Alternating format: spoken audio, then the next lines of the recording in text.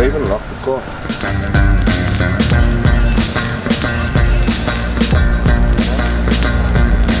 We're definitely building one of these.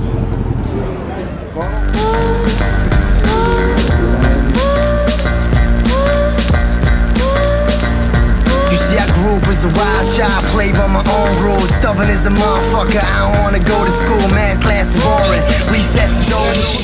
Wanna chill and have fun like the motor dudes. And so I did, and I never gave in. With my back to the wind and the roof of your grin. I was out for the sting, where I wanted I'd win. When they told me I'd lose, I just told them I'd win. And I snuck out of class. Said I'd never look back, I just set my own path. I don't need a game plan, I can get my own map. Till girl meets boy, and boy meets girl. Never would've thought that she would change his world. I remember that day when we met up in the rain. She just looked me in the eyes and she said one thing. Show me love.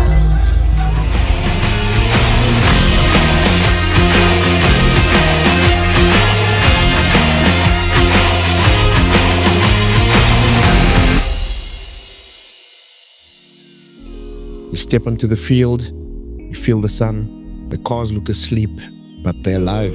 These aren't static displays, these are memories parked information. And there's something about the silence.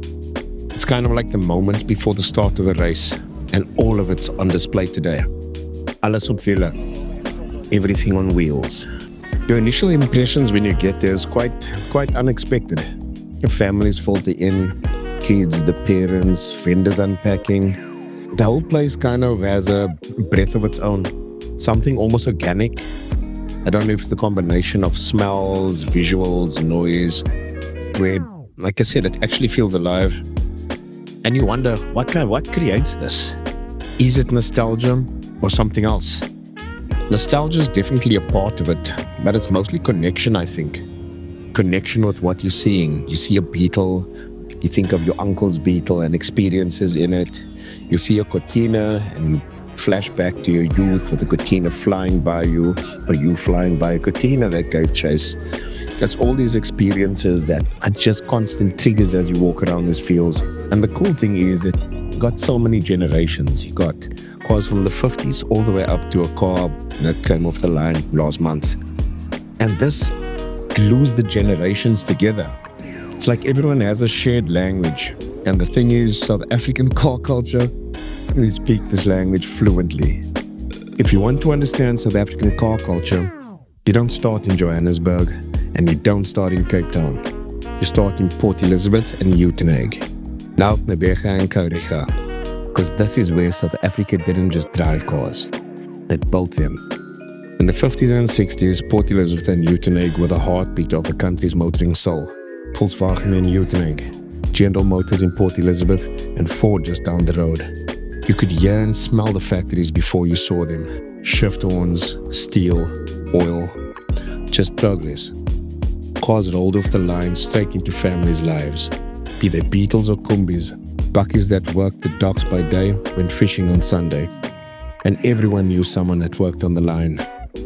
Everyone knew entire families that worked on the lines. When the 70s arrived, Port Elizabeth went full mad scientist. International sanctions meant we couldn't import performance, so the engineers just decided to build it themselves. This is where all the legends were born. Uitenhage wasn't just a factory town anymore, it became performance town. When the world opened up in the 90s, suddenly the docks in PE saw new shapes. Japanese cars, German cars, all the new tech. Street racing exploded and any long road in industrial areas became drag strips. Workshops popped up everywhere. As they say, late nights, neon lights. This was when local car culture shifted from built to modified. In the 2000s, something unique happened. Spinning took over. This wasn't borrowed, it wasn't copied, it was ours. Any open area in town became an exhibition. There were car shows on the beachfront, sound systems shaking windows, shining engine bays. Cars became an identity, culture, pure expression. You didn't just drive, you represented. Today the internet connects everybody. Now builds from Port Elizabeth, Uitenhage and Dispatch are watched worldwide. From restorations to track toys. Factory projects turned heroes. Because the truth is simple. South African car culture didn't start in showrooms. It started in the factories of Port Elizabeth and Uitenhage, with workers who refused to stop building and never did. A lot of car shows have a genre of choice, a specific tone. Alles op Wiele has everything. You got a car that's stanced. You've got modern vehicles with a bit of a tune or customized slightly. You got classics, legendary classics, South African homologation cars. And then you got the racing cars. You got everything from rally cars to matchbox cars and everything that goes with it. The best way to put it is probably you have relics and race cars. Some of these cars still run on Kalami, still run on Scribanti. Some of them still win races. Some of these cars never leave a garage, except for days like this. Polished up pieces, appreciated just as much as a sandblasted, stone-damaged track car. And then you go to my favorite corner, the spot with homologation cars, and it reminds you of South Africa's world-class engineering capabilities, a backyard approach to international level manufacturing. And in this spot slips in the suppliers on display. The suppliers are the lifeline for classic cars and for builds just in general. Half of the cars here you can't just order a part for. You have to track it down, you must have your own little ecosystem. You know who the charlatans are, you know who the con artists are, and then you have your 3 or 4 reliable guys. And that's what these events are about. It's about networking and building these little ecosystems. The main thing is probably this feeling of alive. It's outdoors. You have smoke flowing from braais. You have people flowing in and out of the cars. It's all rhythm.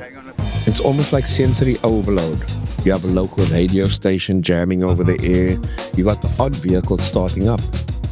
And as soon as something aggressive and violent starts up, what do you think? There were some rock rollers there with insane V8s, but literally running from the manifolds. Loud, boisterous, aggressive. You could feel vibrations of it from across a field. What's the most consumable part on this thing? What does it break mostly?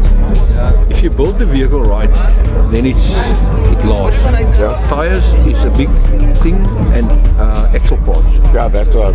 Yeah, but both these two cars, in the big class, you build the axles quite heavy, and you make sure that they're strong. And you guys develop it yourself? Yeah. That's awesome. And if you stand aside and watch the field, you watch the ecosystem grow. You watch a builder meet a customer, a parts guy meet a restoration guy, a YouTuber meeting an uncle who's been racing since the 70s. Everyone contributes, even the spectators. The father telling his glory stories to his son.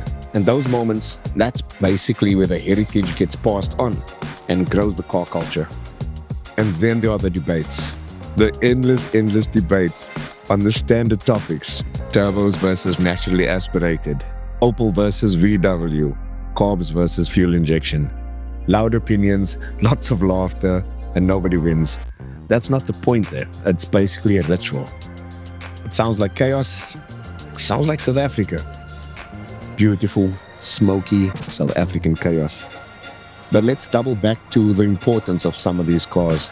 During the 70s and 80s, international sanctions blocked South African access to a lot of top-level vehicles and international motorsport. South Africa didn't sit still. Manufacturers built limited run specials so that they could go racing locally at the same level and same pace as the international counterparts. At Alles op Wiele, some of these were on display, and some of their legendary competitors not. I'm talking about Capri Piranhas, I'm talking about Chevy Can-Ams, and obviously the legendary PE-developed Opel Superboss. Front-wheel drive legend that conquered Group N racing in South Africa and also competed quite well at the Nürburgring 24 hours. So when you think about it, isolation did not stop innovation, it sparked it. These cars were rebellion. We were cut off, but we still thought we'll outrun you. And decades later, some of these cars can still keep up with contemporary vehicles. And what does this teach the next generation? Limits cause innovation. When you can't import a part, you make it. When you can't buy performance, you fabricate it. This mindset is South African engineering culture, which runs from race teams to small town mechanics. And shows like this, Alles op Wiele, keeps the spirit alive. It's the handover of the obsession. A guy's kart like 10, 15 years earlier won the nationals. Yeah. So I bought this thing, I saved up $200, bought my first kart with Yeah. 2 spare engines, and I started racing karts, and then eventually it became an absolute passion. Yeah. And then when I got to matric, my mom said I had to do my matric and leave racing. As the event draws to a close, nobody's rushing to leave and beat the traffic. Everybody's trying to get stuck in the traffic. Everybody's trying to hear the cold start on their favorite vehicles. And again, in the chatter between the patrons, everybody's planning next year's build, next year's display. Us too, eh? We definitely here next year. Watch the spot, see what we bring into the party. Alles op Wiele, we'll see you next year, man.